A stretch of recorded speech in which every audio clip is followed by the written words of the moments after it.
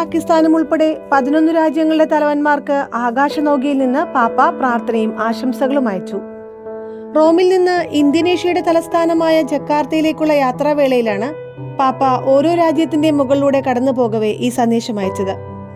September 2 തിങ്കളാഴ്ച തന്റെ 45ാം വിദേശ അപ്പസ്തോലിക പര്യടനത്തിന് തുടക്കം കുറിച്ച ഫ്രാൻസിസ് പാപ്പ റോമിൽ നിന്ന് ഇടയ സന്ദർശനത്തിന്റെ പ്രഥമ വേദിയായ ഇന്തോനേഷ്യയിലേക്കുള്ള വിമാനയാത്രാവേളയിൽ ഇന്ത്യക്ക് മുകളിലൂടെ വിമാനം പറക്കവേ വ്യോമയാനത്തിൽ നിന്ന് ഭാരതത്തിന്റെ രാഷ്ട്രപതി ശ്രീമതി ദ്രൗപദി മുർമുവിന് അയച്ച ടെലഗ്രാം സന്ദേശത്തിൽ ഫ്രാൻസിസ് പാപ്പ ഇപ്രകാരം പറഞ്ഞു: സർവശക്തനായ ദൈവം ഇന്ത്യക്ക് സമാധാനത്തിന്റെയും ക്ഷേമത്തിന്റെയും അനുഗ്രഹങ്ങൾ സമൃദ്ധമായി നൽകട്ടെ എന്ന് പാപ്പ പ്രാർത്ഥിക്കുന്നു.